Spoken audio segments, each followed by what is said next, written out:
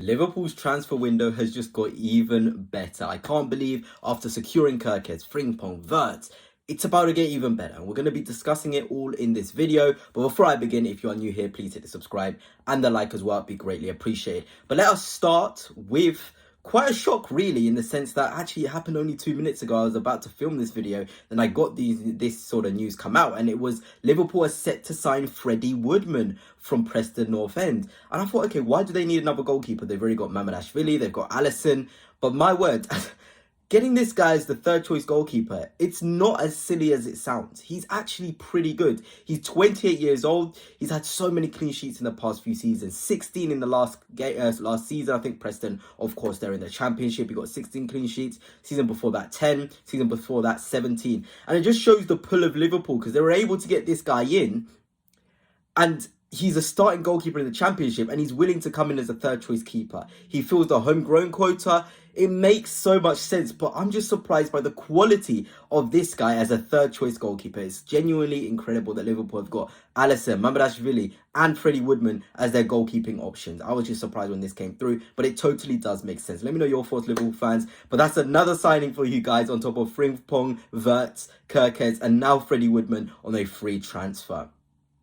But let's get on to the main story that I was meant to talk about before the Freddie Woodman sort of announcement came out. And that is Liverpool are closing on a deal for Marc Guehi from Crystal Palace. This was insane. This came out yesterday and I was like, surely not. Surely Liverpool aren't about to get even better and even stronger. They don't even need him. And when you're really thinking about it in terms of Van Dijk and Konate as starters, you think maybe they would go for a lesser centre-half, one that's a bit more under the radar so they could grow and be a backup. But they're going strong in Marc Guehi. And you guys know how I feel about Marc Guehi. I think he's a phenomenal centre-half. I think he's incredible. And that he's got so many good fundamentals to thrive in a team like Liverpool. He's a leader. He wants to take responsibility. I really genuinely enjoy these links if it's from a Liverpool perspective, of course. But then it made me think, Ibrahim Konate is, I'm sorry, he's acting Trentish. I don't even want to call it that because I respect both players to the highest levels, but he's acting Trentish. Apparently, this came out from France. Konate wants to leave Liverpool at the end of his contract. What is wrong with these players wanting to leave Liverpool? They're building one of the strongest, most exciting projects, and they want to go. And I've maintained this. If Konate wants to leave at the end of his contract, leave now.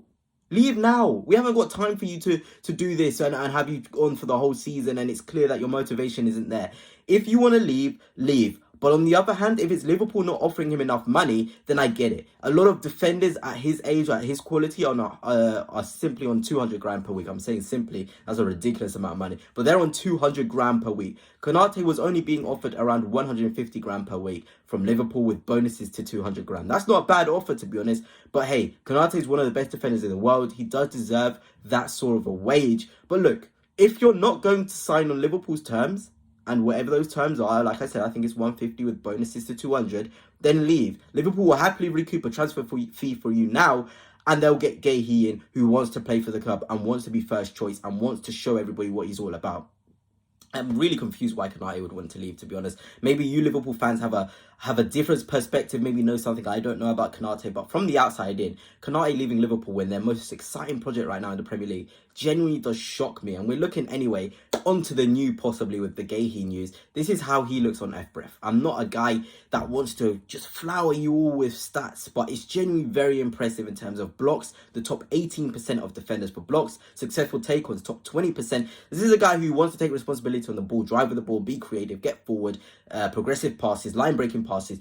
All of those separate things, Guehi wants to be a master of them. And that is a massive, massive positive. You want a defender who's equally good off the ball as they are on the ball, because Liverpool are going to be a possession-heavy side next season. And he's played for England internationally and was one of the best players at the tournament. He played for Crystal Palace and captained them to an FA Cup win. This guy has all the fundamentals to be an incredible defender. He's still quite young, to be honest, I think 26, 27 years old. So there's more years for him to grow and get better as a player. And if Konate is leaving, there's not many better in the Premier League to come in and replace him than Marc Guehi. And anyway, the Isak stuff. Yeah. Sorry if you're a Newcastle fan.